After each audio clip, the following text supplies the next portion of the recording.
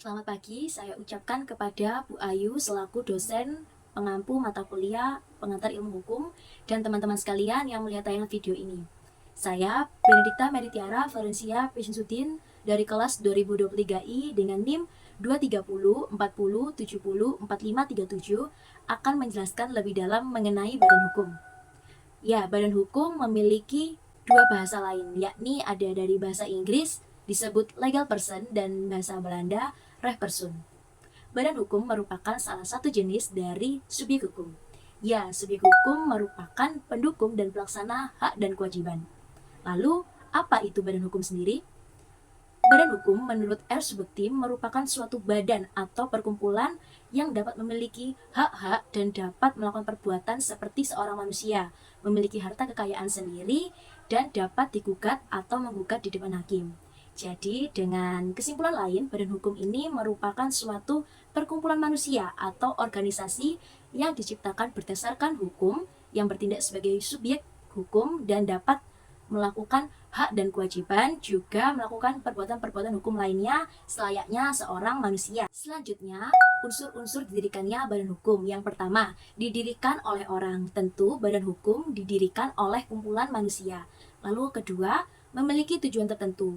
Badan hukum diciptakan karena memiliki suatu tujuan tertentu. Nah, tujuan yang ingin dicapai ini dijelaskan dan didetailkan lebih lanjut pada anggaran dasar. Yang ketiga, memiliki harta kekayaan yang terpisah. Harta kekayaan dalam suatu badan hukum digunakan sebagai alat untuk mencapai tujuan suatu badan hukum. Memang bahwa harta kekayaan badan hukum ini berasal dari pemasukan-pemasukan para anggotanya, namun sifatnya terpisah dari kepemilikan pribadi para anggotanya. Selanjutnya yang keempat, memiliki organisasi yang menjalankan badan hukum. Badan hukum hanya dapat melakukan perbuatan-perbuatan hukum dengan perantaraan organnya atau para pengurusnya. Sebagai organisasi yang berisi kumpulan-kumpulan manusia, tentu dapat melakukan tindakan-tindakan hukum, sehingga badan hukum memiliki organisasi. Dan yang terakhir, badan hukum mempunyai hak dan kewajiban, seperti melakukan perbuatan hukum atau reh handling dalam hubungan-hubungan hukum atau reh betrekking, dan dapat digugat atau menggugat di depan pengadilan. Lalu kita akan membahas teori-teori berdirinya suatu badan hukum. Yang pertama ada teori fiksi. Teori fiksi ini dipelopori oleh Friedrich Karl von Savigny. Dalam teori ini menyatakan bahwa badan hukum hanya diciptakan oleh negara. Badan hukum merupakan suatu hal yang fiksi atau khayalan semata, namun diakui sebagai subjek hukum yang dapat melakukan perbuatan-perbuatan hukum layaknya seorang manusia. Lalu yang kedua ada teori kekayaan bertujuan. Teori ini dikemukakan oleh Zweig Vermogen.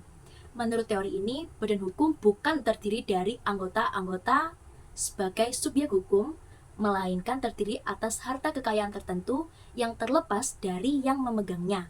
Lalu yang ketiga ada teori organ. Teori organ dipelopori oleh Otto von Guericke. Menurut teori ini, badan hukum bukanlah suatu hal yang fiksi, namun seperti manusia yang menjelma dan benar-benar ada dalam pergaulan hukum. Badan hukum menjadi suatu badan yang membentuk kehendaknya dengan perantaraan alat-alat dalam suatu badan hukum, yakni melalui organnya atau para pengurus badan hukum itu sendiri.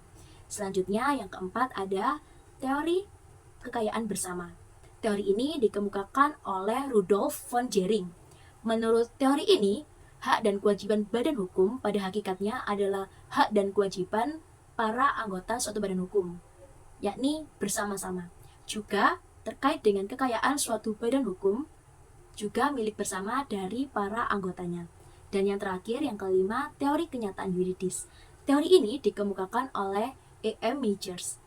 Teori ini menyatakan bahwa badan hukum adalah suatu yang realitas dan konkret, walaupun tidak dapat diraba, namun bukanlah khayalan, tetapi suatu kenyataan yuridis, yang artinya badan hukum berwujud real, sama realnya dengan manusia. Selanjutnya, saya akan membahas jenis-jenis badan hukum. Nah, di sini saya akan membagi menjadi dua kategori, yakni yang pertama ada secara umum, lalu yang kedua menurut pasal 1653 KUH Perdata. Yang pertama, secara umum. Secara umum, badan hukum dibagi menjadi dua, yakni badan hukum publik atau public rechtspersoon dan badan hukum privat atau Privatrecht Persoon. Ya, yang pertama, badan hukum publik. Badan hukum publik ini didirikan menyangkut kepentingan banyak orang, publik atau negara. Maka badan hukum publik ini didirikan oleh pemerintah sesuai dengan undang-undang atau peraturan yang ada, seperti pemerintah daerah, provinsi, kabupaten kota, bank-bank negara, Bank Indonesia, dan perusahaan-perusahaan negara lainnya. Lalu selanjutnya yang kedua, badan hukum privat. Badan hukum privat ini merupakan badan hukum swasta yang didirikan untuk tujuan tertentu seperti mendapatkan keuntungan, yaitu kegiatan sosial, pendidikan, dan ilmu pengetahuan. Contoh dari badan hukum privat ini seperti perseroan terbatas atau PT, koperasi, yayasan, dan badan amal. Selanjutnya kategori kedua, yakni menurut pasal 1653 KUH Perdata. Dibagi menjadi 4. Yang pertama, ada badan hukum yang didirikan oleh pemerintah. Misalnya, pemerintah daerah provinsi, kabupaten, kota, bank-bank negara, perusahaan-perusahaan negara lainnya. Lalu yang kedua, badan hukum yang diakui oleh pemerintah, seperti perkumpulan-perkumpulan, lalu gereja, organisasi-organisasi gereja, dan lain sebagainya. Lalu yang ketiga, badan hukum yang diizinkan untuk suatu maksud tertentu yang tidak bertentangan dengan undang-undang.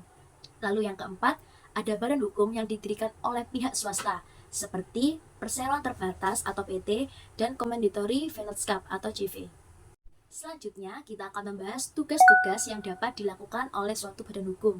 Yang pertama, mengadakan hubungan dengan pihak lain, seperti membuat kerjasama, perjanjian, kontrak, dengan perusahaan lain, pihak swasta, maupun pihak pemerintah. Lalu yang kedua, menjaga keberlangsungan badan hukum, seperti menjamin ketersediaan sumber daya manusia, modal, dan aset. Selanjutnya, melindungi kepentingan para pemegang saham dan anggota, seperti memberikan dividen dan melakukan pengelolaan keuangan secara transparan. Selanjutnya, menjalankan fungsi-fungsi yang diamanatkan oleh undang-undang atau peraturan yang berlaku, seperti mematuhi kebijakan perpajakan dan aturan perusahaan yang berlaku. Dan yang terakhir, melaksanakan tanggung jawab sosial dan lingkungan, seperti memenuhi standar lingkungan dan berkontribusi pada masyarakat setempat. Berikut terdapat beberapa referensi sebagai bahan dalam pembuatan infografis badan hukum, terdiri dari 4 buku, 2 jurnal, dan 2 website. Baik, demikianlah beberapa hal yang bisa saya sampaikan mengenai badan hukum. Semoga bermanfaat dan mohon maaf jika ada kesalahan pada penyampaian tadi. Terima kasih.